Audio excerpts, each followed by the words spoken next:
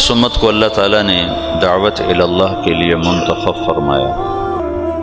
دنیا دارالامتحان ہے، اللہ چاہتا تو نہ یہ سبق بھولتے نہ یہ صراط مستقیم سے ہٹتے، لیکن اللہ نے اسباب کے ساتھ اس جہان کو چلایا ہے، اور خیر اور شر دونوں قوتوں کو اللہ نے خود اتارا اور بنایا ہے۔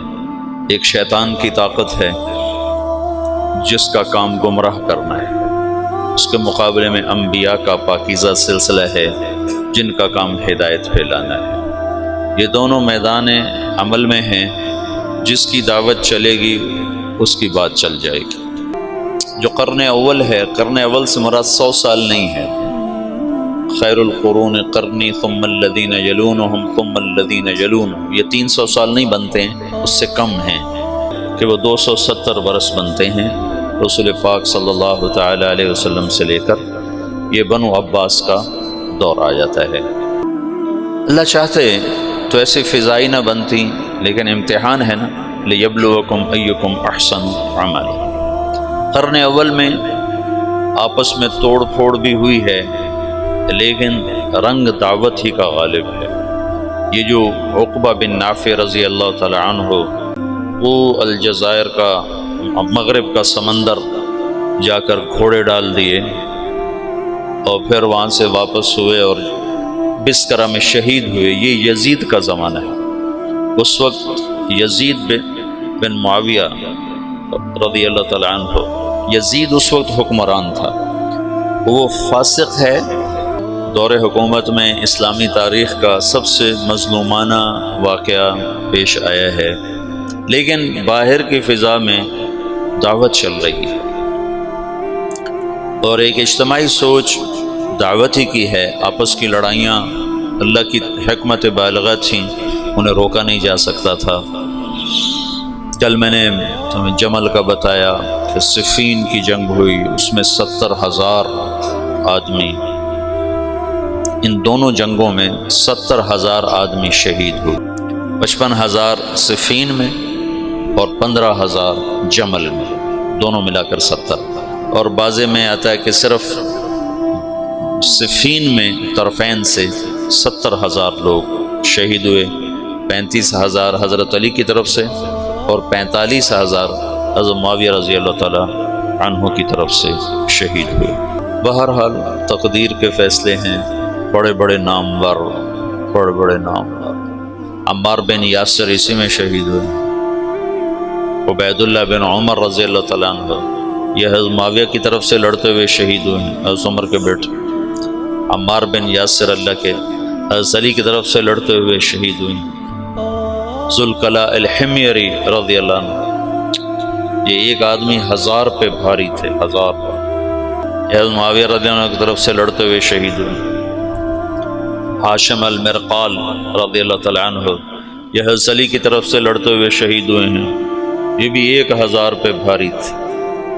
پھر حضرت حسین رضی اللہ تعالیٰ عنہ کا حسن رضی اللہ تعالیٰ عنہ نے خلافت حضرت معاویہ کے حق میں دستبردار ہو گیا۔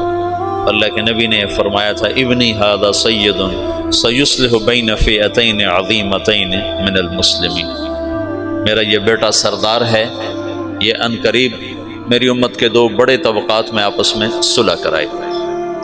حسن رضی اللہ عنہ بہت جہاں دیدہ، بڑے صاحب فراست، انہوں نے دیکھ لیا تھا کہ عراق میں وفا نہیں، بے وفا لوگ، غدار لوگ، وعدے سے پھر جانے والے لوگ، تو انہوں نے دیکھ لیا تھا کہ انہوں نے میرے باپ کے ساتھ وفا نہیں کی، میرے ساتھ کیا وفا کریں۔ تو جب دونوں لشکر آمنے سامنے ہوئے، ادھر معاویہ رضی اللہ تعالیٰ عنہ کا، ادھر حضرت حسن کا، 80,000 حضرت حسن کے ساتھ تھے اور 60,000 حضرت معاویہ رضی اللہ عنہ کے ساتھ تھے۔ تو اس موقع پر حضرت معاویہ نے بھی کہا، ہائے اگر یہ آپس میں پھر لڑ گئے تو مسلمانوں کی حدود کی حفاظت کون کرے گا؟ من للثغور۔ اللہ کی تکوینی حکمتیں تھیں، طرفین میں کوئی بھی لڑنا نہیں چاہتا تھا، لیکن ہوا، یہ سب کچھ ہوا اللہ کی قدرت سے ہوا۔ اس میں بھی ہزاروں سبق ہیں، حکمتیں ہیں، رحمتیں ہیں۔ ایک شخص نے خواب دیکھا کہ جنت میں خیمے لگے ہوئے بڑا خوبصورت، تو وہ پوچھتا یہ کن کے خیمے ہیں؟ تو فرشتہ کہتا وہ ذوالکلا حمیر اور ان کے ساتھیوں کے، جو جنگ صفین میں معاویہ رضی اللہ عنہ کی طرف شہید ہوئے، ان کے۔ تو وہ پوچھتا ہے تو علی کے ساتھی کدھر ہیں؟ کہ ان کا مقام بہت بلند ہے، وہ اوپر کے درجات ہیں۔ عمر بن عبدالعزیز رحمۃ اللہ علیہ نے خواب دیکھا کہ وہ حرم میں ہیں اور حرم بیت اللہ کے اندر سے آواز آتی ہے علی بن ابی طالب کو اندر بلایا جائے اور معاویہ بن ابی سفیان کو اندر بلایا جائے۔ تو دونوں حضرات اندر گئے تو حضرت علی باہر نکلے تو کہا قضا لی ربی ورب الکعبہ، رب کعبہ کی قسم اللہ نے میرے حق میں فیصلہ دے دیا کہ میں حق پر ہوں۔ تو ویسے سارے اہل سنت والجماعت کا عقیدہ ہے کہ حضرت علی حق پر ہیں۔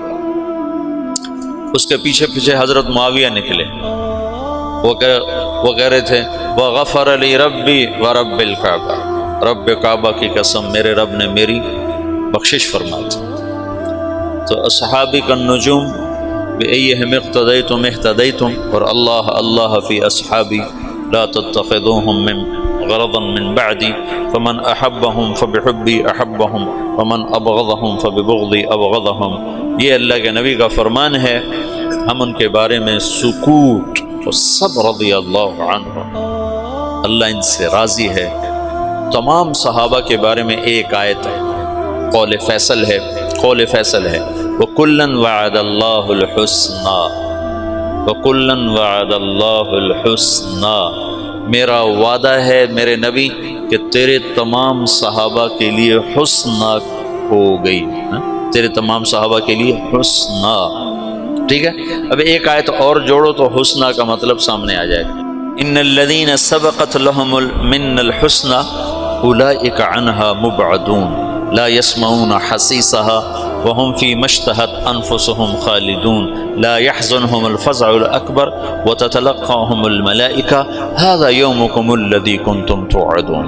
یہ حسنہ کی تفسیر خود قرآن میں آ گئی کہ جن کے لیے تیرا رب حسنہ کا فیصلہ کر چکا ہے وہ جہنم سے بڑی دور ہوں گے، اتنی دور ہوں گے کہ جہنم کی آواز ہی نہیں سن سکیں، اس کا سانس ہی نہیں سن سکیں، اس کی آہٹ ہی نہیں سن سکیں، اور اپنی نعمتوں میں مزے میں ہوں گے ہمیشہ کے لیے، اور اس دن کا خوفناک عالم انہیں خوف اور غم میں مبتلا نہیں ہونے دے گا، بلکہ وہ اپنے مزے میں ہوں گے، وہ فرشتے ان کا استقبال کریں گے۔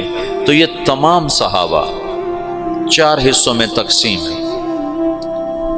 پہلی صف مہاجرین، دوسری صف انصار، تیسری صف صلح حدیبیہ سے پہلے ایمان لانے والے، چوتھی صف صلح حدیبیہ سے فتح مکہ تک ایمان لانے والے۔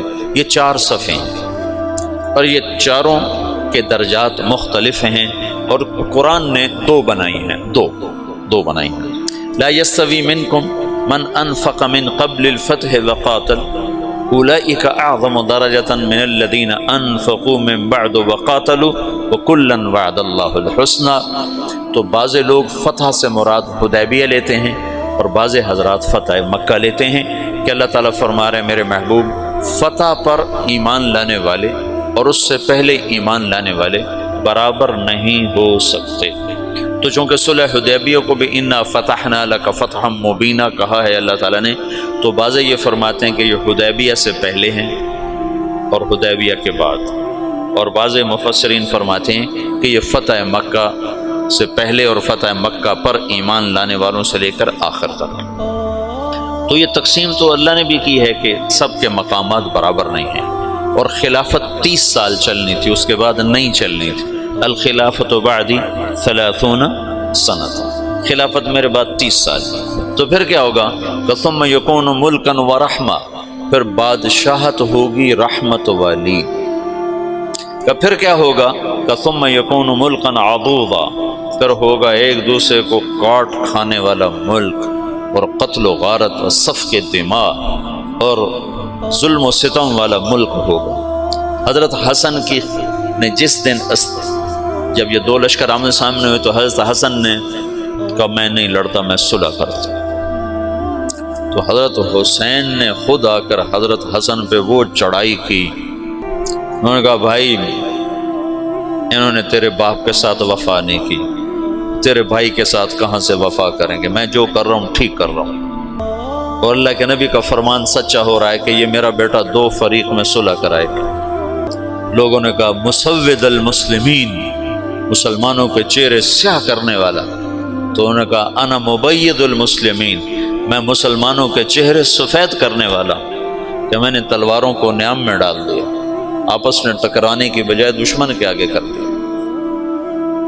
خلافت ختم ہو گئی 30 سال بعد.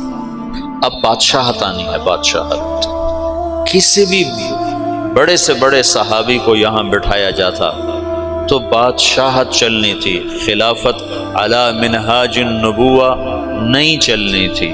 اس کے 30 سال پورے ہو چکے تھے. تو اب بادشاہ ہونا کسی بھی بڑے درجے کے صحابی کی شان کے خلاف تھا. اس کے لیے چوتھی صف کا آدمی ہونا ضروری ہے، اور چوتھی صف میں معاویہ بن ابی سفیان سے بہتر ایک بھی نہیں ہے حکومت کے لیے.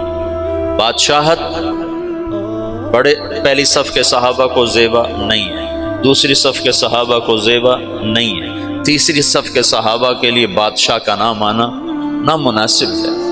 اب ملک کا جو لفظ آنا چاہیے وہ چوتھی صف کے لوگوں پر آنا چاہیے جو فتح مکہ پر ایمان لائیں.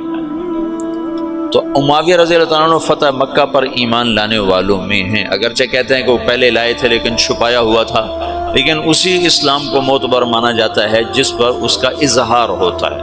اظہار ہوتا ہے تو اظہار فتح مکہ پر تھا. یہ فتح مکہ پر ایمان لائے ہیں، اور یہ بنو امیہ میں سے ہیں جو کہ بنو ہاشم کے بعد دوسرے نمبر کا وجاہت والا خاندان ہے. پہلا نمبر عرب میں تمام قبائل انسانیت میں بنو ہاشم کا ہے.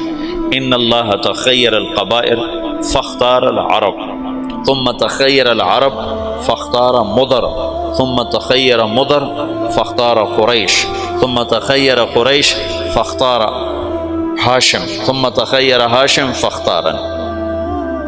تو بنو ہاشم سب سے اعلیٰ درجے کا خاندان تھا. بنو ہاشم کے بعد سب سے عالی مرتبہ خاندان بنو امیہ تھا. بنو امیہ کے بعد بنو مخزوم تھے. بنو مخزوم تو مرتبے میں بنو امیہ کے ٹکر کا آدمی کوئی نہیں. بنو ہاشم کے لیے حکومت کا فیصلہ کوئی نہیں. جب حضرت حسن کا انتقال ہونے لگا تو انہیں حضرت حسین کو فرمایا بھائی میں ایک بات سمجھ چکا ہوں، اللہ نے ہمیں نبوت دی ہے، اب حکومت کبھی نہیں دے گا، ہمارے خاندان میں حکومت نہیں آ سکتی. میرے بعد عراق والے تمہیں ورغلائیں گے کہ آؤ ہم تیرے ہاتھ پر بیعت کرتے ہیں، یاد رکھنا انہوں نے تیرے باپ سے غداری کی، تیرے بھائی سے غداری کی، تجھ سے بھی غداری کریں. بنو ہاشم کے 4 آدمی، 4 نہیں 3، حضرت علی، حضرت حسن اور امین الرشید، 3 آدمی خلفاء بنے ہیں صرف اسلامی تاریخ. بنو عباس بھی بنو ہاشم ہیں اور اس میں 35 خلفاء اوپر نیچے انہوں نے حکومت کی ہے، کبھی برائے نام کبھی حقیقت کے ساتھ. ان 35 میں ایک خلیفہ ایسا نہیں جس کی ماں بھی ہاشمی ہو. باپ تو ہاشمی ہے، یہ سارے ابو جعفر کی اولاد ہیں.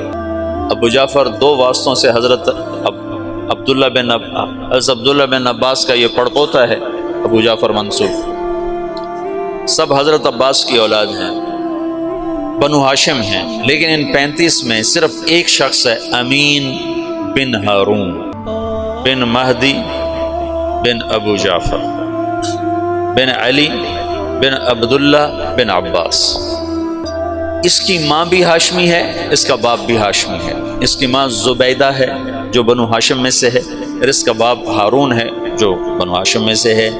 اس کے علاوہ جتنے خلفاء ہیں یا باندیوں کی اولاد ہیں یا اور قبائل عرب کی وہ اولاد ہے.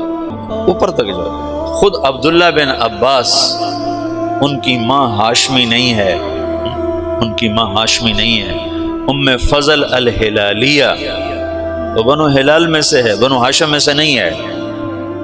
ہاشمی النسل طرفین، نجیب الطرفین جن کو کہا جاتا ہے، یا علی یا حسن یا امین، اور ان تینوں کی حکومت اللہ نے نہیں چلنے تھی۔ کل تمہیں بتایا تھا علی رضی اللہ عنہ داڑھی پکڑ کے کہتے تو کب رنگین ہوگی، متا تو خزب حاضر۔ حضرت حسن نے 6 مہینے کے بعد خود ہی چھوڑ دی، اور امین کو اس کے بھائی مامون نے قتل کروا دی۔ 2 سال حکومت کی اور ختم۔ اور مامون اور رشید باندی کا بیٹا تھا۔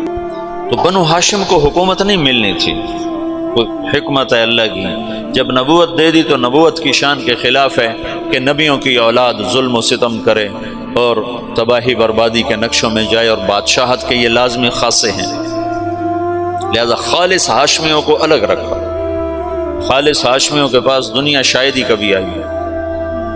ایک دفعہ میں سوار ہوا عمرے کے لیے ٹیکسی پر، وہ جو وہ مسجد عائشہ سے عمرہ ہوتا، تو ایک بوڑھا منت تنعیم، تو مکے سے میں نے ٹیکسی کی اور تنعیم گیا۔ جاتے تو میں نے تعارف نہ کیا، وہاں اس کو ٹیکسی کو کھڑا کر دیتے ہیں، پھر واپسی پر اسی پر آتے ہیں۔ واپسی پر میں نے اس سے تعارف کیا، میں نے کہا تم کس قبیلے سے ہو؟ انہوں نے کہا انا من الاشراف، وہاں بنو ہاشم کو سادات کو اشراف کہتے ہیں، ہمارے یہاں سید کہتے ہیں۔ تو میں نے اس کو اشراف کے فضائل سنانا شروع کر دیا، تو وہ اس کا روتے روتے برا حال ہو گیا۔ جب میں حرم اترا 50 ریال طے کیے تو انہوں نے کہا نہیں تم سے نہیں لوں، نہیں لیا اس نے، تو تم نے مجھے سنا دیا ہے بھائی یہی میرا معاوضہ ہے، نہیں چاہیے، چھوڑ دے۔ ایک دفعہ میں رات کو بیت اللہ کا طواف کر رہا تھا، بہت تھوڑا رش تھا، اس وقت حجر اسود کے سامنے زمزم کا کنواں تھا، اس کی نشانی کے طور پر ایسے گول پتھر، ایک گول نشان اوپر ہوتا تھا جسے پتہ چلتا تھا کہ یہاں نیچے زمزم کا کنواں ہے۔ وہاں ایک بوڑھا قرآن پڑھ رہا تھا نماز میں، صحیح میں اس کے قریب سے گزروں طواف کرتے ہوئے نا، تو اس کی آواز میرے کان میں پڑی، تو بڑی دلکش آواز، عمر 70-80 سال کے درمیان، لیکن قرآن اتنا خوبصورت پڑھ رہا تھا کہ میرا دل کھنچا اس کی طرف۔ تو میں طواف ختم کرنے کے بعد اس کے قریب جا کے میں نے نفل شروع کر دی، تو وہ اس وقت نماز پڑھ کے فارغ بیٹھا، وہ شعر پڑھ رہا تھا، اشعار میں نا اللہ اس کے رسول کی تعریف کے اشعار پڑھ رہا تھا، مجھے اشعار تو یاد نہیں، تو جب میں نے کان لگا کے سنے تو اس کے اشعار نے میرے اندر ایسے ہلچل پیدا کر دی، تو پھر میں نہ رہ سکا، میں بابے کے پاس چلا گیا، سلام کیا، میں نے کہا بابا جی شیخ الکریم من این انت؟ کہا انا من موریتانیہ۔ میں نے کہا الی من تنتسب؟ کہا انا من الاشراف۔ میں نے کہا بابا پھر ٹھیک ہے، تیرا کلام ایسا ہی ہونا چاہیے جو ہلا کے رکھ دو۔ تو اس پھول کو اللہ تعالیٰ نے صرف مہکنے کے لیے رکھا ہے، مرجانے کے لیے نہیں، اور جب یہ دنیا میں جائے گا تو مرجا جائے گا۔ اب اس میں مہدی آئیں گے آخر میں، از حسن کی اولاد میں، جو بادشاہ نہیں تو مہدی بن کر آئیں، ہادی بن کر آئیں۔ تو اب خلافت سے بادشاہت آ رہی ہے، بادشاہت کے لیے بڑے صحابی کا ہونا مناسب ہے، تو اللہ نے حضرت معاویہ کا انتخاب کیا جو بنو امیہ میں سے ہیں، اور بادشاہت کے لیے چوتھی صف میں سے ہیں، اور حکومت کی تربیت پا چکے ہیں 18 برس سے۔ یزید بن ابی سفیان کو حضرت عمر رضی اللہ تعالیٰ نے شام کا گورنر بنایا تھا، دمشق کا۔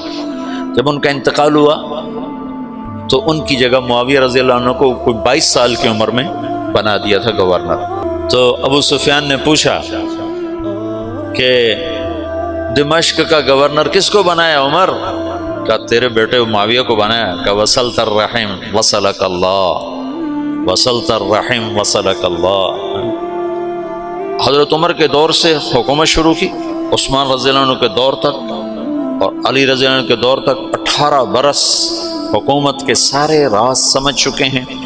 پھر اس کے بعد جنگ صفین کے بعد تحکیم کا واقعہ پیش آیا، تو اس کے بعد انہوں نے اپنے آپ کو امیر المومنین کا لقب لے لیا، اور پھر اس کے بعد حضرت حسن نے جب خلافت سے دستبردار ہو گئے تو بلا شرکت پھر ساری اسلامی سلطنت کے امیر المومنین بنے۔ تو حکومت کا تجربہ پہلے ہو چکا ہے، مزید 19 برس 38 سال حکومت کی، 19 سال بطور گورنر اور 19 سال بطور امیر المومنین۔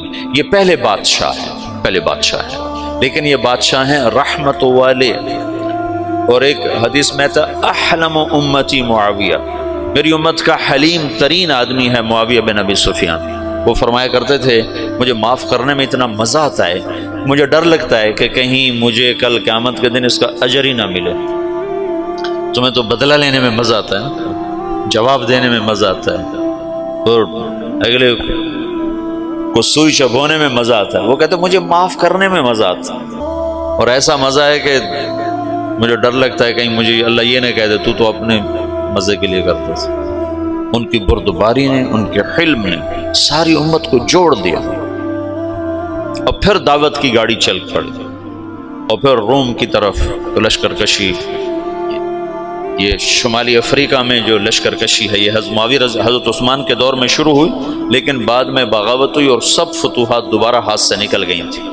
پھر دوبارہ حضرت معاویہ رضی اللہ عنہ کے دور میں عقبہ بن نافع رضی اللہ تعالیٰ عنہ کے ذریعے سے ان علاقوں کو دوبارہ لیا گیا۔ اس میں پر مسلسل بغاوتیں کرتے تھے، مسلسل۔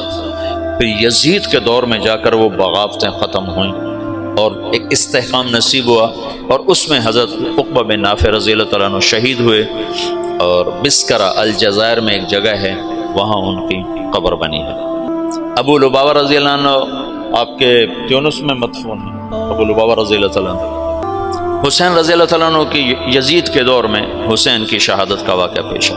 معاویہ رضی اللہ تعالیٰ عنہ یزید کے استخلاف میں مخلص تھے کہ حکومت کے نام پر خون ریزی اور اہل لوگ ہیں نہیں، مجمع علیہ لوگ ہیں نہیں، متفقن علیہ لوگ ہیں نہیں، تو ان کو یہ خیال ہے کہ میں اپنی زندگی میں کسی کو خلیفہ بنا دوں تاکہ میرے بعد اختلاف نہ ہو۔ پر اللہ کی تقدیر کہ سب سے بڑا اختلاف ہی اسی کے دور میں ہوا۔ اتنا کہا لم یبقى الا ابنی و ابناؤہم و ابنی احق۔ اور بات یہ ہے کہ جب کوئی سیاسی طور پر طاقت پکڑتا ہے تو اس کا ایک مضبوط جتھا بن جاتا ہے، اس جتھے کی وابستگیاں ہو جاتی ہیں اس خاندان کے ساتھ، ان کو وہاں سے ہٹانا بڑا مشکل ہوتا ہے۔ میں تو تاریخ کو تبلیغ سے بڑا سمجھا ہوں۔ حضرت مولانا انعام الحسن صاحب رحمۃ اللہ علیہ کا انتقال ہوا 1995 میں، تو میواتیوں کو بہت بڑا گروہ نظام الدین مرکز کے آگے ایک مسجد ہے، وہاں میں نے کئی نمازیں پڑھی ہوئی ہیں، وہاں مسلح ہو کے اکٹھے ہو گئے کہ اگر مولانا سعد کے علاوہ کسی اور کو امیر بنایا گیا تو ہم اسے قتل کر دیں گے۔ اور مولانا سعد صاحب بچے بالکل اس وقت، تو ہمدردیاں وابستہ ہو جاتی، اور ایک طبقہ مولانا زبیر صاحب کا ساتھی ہو گیا کہ اگر مولانا زبیر صاحب کے علاوہ کسی اور کو امیر بنایا گیا تو ہم اس کو زندہ نہیں چھوڑیں گے۔ یہ تو مفتی زین العابدین رحمۃ اللہ علیہ کو تبلیغ والے دعا دیں، جو اس وقت ان کی صلاحیتیں کھل کر سامنے آئیں۔ وہ فتوے کے مفتی تو اتنے نہیں تھے کہ وہ بعد میں مطالعے کا موقع ہی ختم ہو گیا، شروع میں افتاء میں کام کیا تو اس سے مفتی کہلانے لگے، لیکن بعد میں تو ان کے سفر تھے، لیکن تبلیغ کا مفتی شاید ہی ماں نے ایسا جنا جس نے اتنے بڑے اختلاف کو ایسے جوڑا۔ آج کل کے یہ مفتی ہیں نا، یہ ناقل ہیں، ناقل، یہ جتنے تمہارے دارالفتاء میں بیٹھے ہوئے جن کو آپ کہتے ہو مفتی صاحب، یہ مفتی نہیں ہیں، یہ ناقل ہیں۔ یہ تو فتویٰ نقل کر کے دے دیتے ہیں، اپنی بصیرت کے ساتھ معاملات کو سلجھانے والے کو مفتی کہتے ہیں۔ مولانا سعید خان صاحب کہتے تھے 98 میں انتقال ہوا، اس وقت کہتے تھے پاکستان میں 2.5 مفتی ہیں، مفتی احمد علی سن رہے، کہتے تھے پاکستان میں 2.5 مفتی ہیں، 2 پورے ہیں، 1 آدھا ہے۔ میں نے کہا جی کون ہے؟ کہ بتاؤں گا نہیں۔ مفتی اس کو نہیں کہتے جو بدائے ثنائے سے فتویٰ نقل کر کے دے دے، اور عالمگیری سے اور تمہاری وہ کیا ہے در مختار سے یا ان کتابوں سے تمہیں فتویٰ نقل کر کے دے دے، یہ تو ناقلین ہیں۔ مفتی اس کو کہتے ہیں جو اپنی بصیرت کے ساتھ مسائل کی گتھیاں سلجھا دے۔ ساری زندگی مفتی صاحب رحمۃ اللہ علیہ کی قدر، اللہ کا شکر ہے تمام اکابر کی قدر دل میں رہی، تو مفتی صاحب کا روب داب، جلال اور شاہی ٹھاٹ باٹ ایسے ذرا بود رہتا تھا لیکن پہلی دفعہ ان کی عظمت اور ہیبت سامنے آئی جب 95 میں حضرت جی رحمۃ اللہ علیہ کا انتقال ہوا، اور جیسے انہوں نے تبلیغ والوں کو سنبھالا، مفتی صاحب نہ ہوتے تو نظام الدین میں پھٹا پڑ جاتا اور رائمنڈ والے نظام الدین سے الگ ہو چکے ہوتے۔ اس بندے نے ایسے جوڑ اصل مفتی ہونے کا حق ادا کیا، وہ زین العابدین کے نام کا حق ادا کیا۔ تو میں اس سے یزید کے استخلاف کو سمجھا کہ معاویہ رضی اللہ عنہ بے بس تھے، سیاسی وابستگیاں اور محبتیں خاندانوں کے ساتھ وابستہ ہو جاتی ہیں، شورائی نظام نہیں چل سکنا تھا، یہ ایک طبعی چیز ہے، یہ ہو جانا تھا۔ بیرم خان ہندوستان میں بہت بڑا نام ہے، بیرم خان ابراہیم خان خانہ کا والد تھا اور بڑا عظیم انسان گزرا، اللہ اس کی بخشش کرے، بڑا عظیم انسان تھا۔ مغل خاندان کے لیے اس کی بڑی خدمات ہیں۔ ہمایوں مر گیا تو اکبر 12 برس کا تھا، کل 12 برس کے بچے کا سر اتار کے تخت پہ بیٹھنا کیا مشکل تھا بیرم خان کے لیے، کہ ساری فوج بیرم خان کے ہاتھ میں تھی، لیکن اس نے اکبر کو تخت پر بٹھایا اور خود اس کا نوکر بن کے زندگی گزاری، اور جب تک وہ پروان نہیں چڑھا اس پر چھاؤں کر کے کھڑا رہا۔ یہ جذبات وابستہ کو اللہ کا نظام ہے، جب وہ کسی کو بادشاہی دیتا ہے تو پھر اس کے مطابق وہ نظام چلا دیتا ہے۔ تو معاویہ رضی اللہ تعالیٰ نے یزید کا استخلاف کیا، اس میں ابو بکر کے بیٹے عبد الرحمن اور عبداللہ بن عمر اور عبداللہ بن زبیر اور حسین بن علی رضی اللہ تعالی عنہم، ان لوگوں نے شدید مخالفت کی۔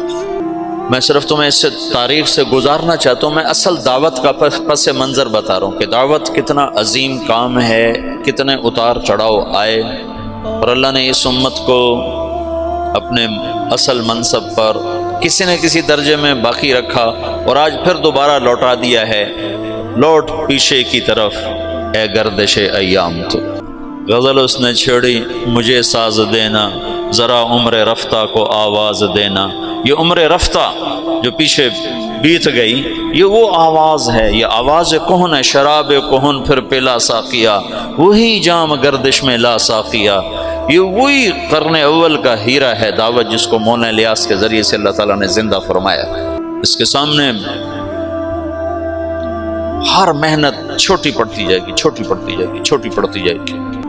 اس محنت میں لگنے والوں کے درجے قیامت کے دن تم بڑے بلند دیکھو گے، دیکھنے میں وہ نہ اکابر میں ہوں گے نہ اصاغر میں ہوں گے تمہاری نظروں میں، لیکن وہ قیامت کے دن دیکھو گے کہ بڑے بڑے مشائخ بھی ان کے آگے تمہیں چھوٹے نظر آئیں گے، کہ کہاں سارے عالم کو سامنے رکھ کر محنت کرنا، قدم اٹھانا، کہاں صرف ایک ذات کو سامنے رکھ کر محنت کرنا، زمین آسمان کا فرق۔ تو یزید کے استخلاف میں حسین رضی اللہ عنہ کی شہادت کا واقعہ پیش آیا۔ یزید کے بارے میں ایک گروہ ہے جو اس کو کافر کہتا ہے، یہ بھی غلط ہے۔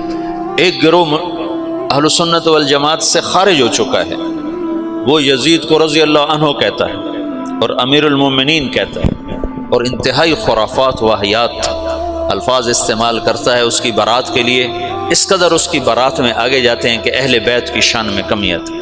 اہل بیت تو ہمارا سرمایہ، اہل بیت تو ہمارے ایمان کا، ان سے محبت نہ کرنا ایمان کی کمی ہے، ان سے محبت کرنا ایمان کا حصہ ہے۔ اللہم انی احبہما فاحبب من احبہما۔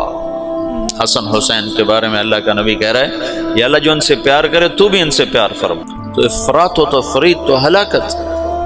ایک اس کو امیر المومنین بنانے کے چکر میں پڑ گیا، یہ بھی صراط مستقیم سے ہٹے ہوئے لوگ، اور ایک ان کو اس کو کافر بنانے پہ لگ گیا، یہ بھی صراط مستقیم سے ہٹے ہوئے لوگ ہیں۔ وہ فاسق تھا، ظالم تھا، سفاک تھا، اس کا معاملہ اللہ کے سپرد ہے۔ یہ واقعہ پیش آنا تھا، اور اللہ کی تقدیر تھی حضرت حسین کے لیے یہ شہادت عظمیٰ، یہ مقام لکھا جانا تھا۔ سر کربلا اقبال کی ایک نظم ہے فارسی میں، کہیں ملے تو پڑھنا، بہت عالی شان۔ وہاں ایران میں ایک بہت بڑی بنائی گئی یادگار، تو اس میں ایک طرف تو ایران کے ایک بڑے نامور آدمی کا خطبہ ہے، اور دوسری طرف اقبال کی نظم ہے سر کربلا۔ تو علی شریعتی وہاں کے بڑے ادیب، بڑے عالم، بڑے شاعر، وہ وہاں اس کے افتتاح کے لیے آئے تو انہوں نے دیکھا تو ادھر لکھا ہوا محمد اقبال سیالکوٹ۔ تو انہوں نے کہا تمہیں کسی ایران کے شاعر کا کلام نہیں ملا یہاں لٹکانے کے لیے، جو ایک ہندی کا کلام تم لکھ رہے ہو؟ تو وہاں کی مجلس شورا نے کہا کوئی کلام اس کی ٹکر کا لا کے دکھا دو تو اس کو اتار کے اس کا لگا دیں، کوئی کلام لا کے دکھا دیں۔ سر کربلا تو 35-36 اشعار ہیں، کمال۔ تو اہل بیت کے لیے ایک منقبت، ایک فضیلت، ایک شہادت، ایک اللہ کی طرف سے مقدر تھا، اس نے ہونا تھا، وہ ہو گیا، لیکن میں دراڑ پڑ گئی۔ پھر بنو امیہ کے خلاف ایک نظام چلا اندر ہی اندر، لیکن اللہ نے اہل بیت کو اس میں سے نکال دیا۔ لوگوں نے محمد بن حنفیہ کے ہاتھ پر بیعت فرمائی، جو حضرت علی کی دوسری بیگم سے اولاد ہیں، حضرت فاطمہ کی اولاد نہیں ہے۔ 132 ہجری تک بنو امیہ کی حکومت ہے، 132 ہجری تک وحدت کلمہ ہے، اور عربیت غالب ہے، عجمیت قریب بھی نہیں ہے، عربیت کی سادگی ہے، اور عربیت کی صفات ہیں، ظلم و ستم موجود ہے لیکن اس پہ چھاپ عربیت ہے۔ 132 ہجری میں پہلی دفعہ وحدت کلمہ ٹوٹ کے پھر ٹوٹ گئی، ٹوٹتی تو کئی دفعہ رہی لیکن جڑ جاتی تھی۔ پہلا حکمران بنو امیہ کا مروان، اور آخری بھی مروان الحمار، بڑا صفات والا آدمی۔ حمار کہتے تھے جفا کشی کی وجہ سے، اگر اس کو تھوڑی سی سنبھلی ہوئی سلطنت ملتی تو شاید وہ اور کئی سو سال بنو امیہ کے جھنڈے گاڑ دیتا، اور مردے کو ہاتھ میں لے کر کون زندہ کر سکتا ہے؟ اس وقت بنو امیہ مر چکے تھے، ہشام کے بعد زوال شروع ہو گیا تھا۔ تو 132 ہجری میں بنو عباس حکمران آ گئے، اور عبداللہ الصفاح یہ پہلا خلیفہ بنا۔ خطبے کے لیے کھڑا ہوا نا تو اس کے ہاتھ سے ڈنڈا گر گیا، عصا، تو اس کا رنگ فق ہو گیا۔ اس نے اس سے فال لی کہ یہ تو ہمارا امر، ہماری حکومت شاید نہیں چل سکے گی، کہ ہاتھ سے عصا گر گیا۔ تو ایک بدو کھڑا ہوا، اس نے کہا مسافر منزل پر پہنچنے کے بعد اپنے عصا کو رکھ دیا کرتا ہے۔ اس نے فوراً اس کی فال کو ادھر بدل، انہوں نے کہا مسافر منزل پہ پہنچنے کے بعد اپنے عصا کو رکھ دیا کرتا ہے۔ تو صفاح نے اس کو، صفاح کہتے بھی اس نے، صفاح خون بہانے والا، اس کا سالار تھا ابو مسلم خراسانی۔ حجاج نے 1,25,000 آدمی قتل کیے اور بنو امیہ کا تخت بچھایا، اور ابو مسلم خراسانی نے 7 لاکھ افراد قتل کیے اور بنو عباس کا تخت بچھایا۔ اور 5 سال کے بعد پہلا توڑ ہوا کہ اندلس کی حکومت الگ ہو گئی۔ اندلس میں ایک لڑکا نوجوان عبد الرحمن بن معاویہ بن ولید بن یزید بن عبد الملک بن مروان، یہ 20 برس کی عمر میں دھکے کھاتا یہ پہلے افریقہ میں پھرتا رہا، اندلس، الجزائر، مراکش، سب بنو امیہ تھے۔ پھر یہ دریا پار کیا، سمندر پار کیا اور اندلس پہنچ گیا۔ وہاں اس کو بنو امیہ کے کچھ خیر خواہ مل گئے تو اس نے وہاں حکومت کی داغ بیڑ ڈالی، 600 آدمیوں کے ساتھ 20,000 کے لشکر کو شکست دی۔ بہت خوبصورت آدمی تھا، بڑا جواں مرد، بڑا جواں ہمت، بڑا عالی حوصلہ۔ جب وہ وہاں پہنچا تو اس کو ایک خوبصورت لڑکی پیش کی گئی، جاریہ، کنیز۔ کہنے لگا اس میں مشغول ہوتا ہوں تو اپنے مقصد کو بھولتا ہوں، اور مقصد میں لگتا ہوں تو اس کا حق ادا نہیں کر پاتا، تو میں اپنے مقصد پہ ہر شے قربان کر سکتا ہوں، مقصد کو نہیں قربان کر سکتا۔ جب اللہ مجھے میرا کھویا ہوا مقام دے دے گا تو ایسی باندیاں اور بہت مل جائیں گی۔ تو اس نے اس کو نہیں قبول کیا، تو صرف 600 کے ساتھ 20,000 کے لشکر کو شکست دے کر بنو امیہ کی داغ بیڑ ڈالی، اور پھر 350 سال بنو امیہ نے اندلس پر حکومت کی بڑی شان و شوکت کے ساتھ۔ پھر اس کو ختم کیا ابو عامر، ایک یمنی نوجوان تھا۔ وہ مردے کو مارنا کون سا مشکل کام ہوتا ہے، ہر حکومت ایک حد تک چلتی ہے پھر زوال کا شکار ہوتی ہے۔ تو امت 2 حصوں میں تقسیم ہوئی 137 ہجری میں، جب بنو امیہ الگ ہو۔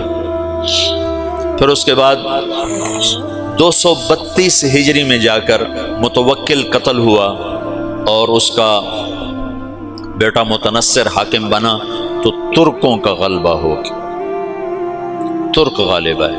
ترکوں نے عباسی خلفاء کو کھلونا بنا دیا، اور تیسری صدی میں اسماعیلیہ کی تحریک چلی، اور انہوں نے مشرقی اپنا شمالی افریقہ جو بلاد عرب جہاں علم تھوڑا تھا، بربر تھے اور علم کی کمی تھی، وہاں اسماعیلی شیعہ کے دعات پہنچے اور انہوں نے وہاں اسماعیلی سلطنت کے لیے فضا مہیا کی، اور پھر وہاں المہدیہ پہلا شہر بسایا۔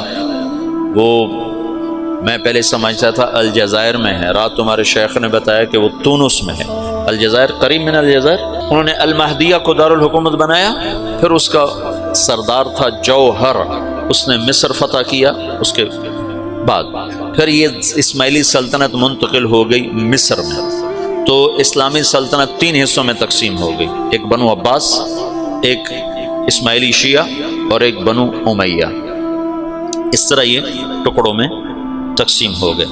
پھر اس کے بعد مراکش الگ ہو گیا، وہاں حکومت قائم ہو گئی موحدین کی، پھر مرابطین کی، پھر اس طرح وہ آگے تقسیم در تقسیم چلتے چلے گئے۔ پھر بنو عباس 232 سے 334 تک ترکوں کا غلبہ ہے اور کٹ پتلی ہیں، پھر 334 سے لے کر 446 تک خالص شیعہ حکمران قابض ہو گئے اور بنو عباس پر شیعہ غالب آ گئے۔ تو یہ 334 سے 446 تک ادھر اس نسلی شیعہ حکمران ہیں، اور ادھر مصر اور شام کے بہت سے علاقے اور سارا شمالی افریقہ اور حجاز کا بہت سا علاقہ، بلکہ خود حرمین شریفین یہ اسماعیلی شیعہ کے قبضے میں ہیں۔ پوری اسلامی سلطنت شیعوں کے قبضے میں۔ 416 ہجری میں سلطان محمود غزنوی کا انتقال ہوا ہے۔ اس نے 5ویں صدی کے آخر میں ہندوستان پہ حملے کیے اور یہاں راہ ہموار کی۔ پھر شہاب الدین غوری نے یہاں اسلامی سلطنت کی بنیاد رکھی۔ یہ ایک سلطنت مضبوط تھی اہل السنہ والجماعہ کی، جو خاندان غلامہ کہلاتی ہے۔ تو اب یہ شرازہ بکھرا ہے، اور دعوت اللہ وہ اجتماعی شکل سے نکل کر انفرادی ہو گئی، افراد دعوت دینے والے بنے افراد، اور جو سرداران تھے وہ سارے کے سارے حکومتوں میں پھنس گئے، اور بنو عباس پہ عربی رنگ مٹ گیا، عجمی رنگ غالب آ گیا، اور عجمیت کا مکر، فریب، بدعہدی، نقض عہد، بے وفائیاں، غداریاں، یہ سب عیب بنو عباس میں شامل ہوئے، جو بنو امیہ میں برائے نام تھے، بہت کم تھے، برائے نام تھے، اور ان میں بہت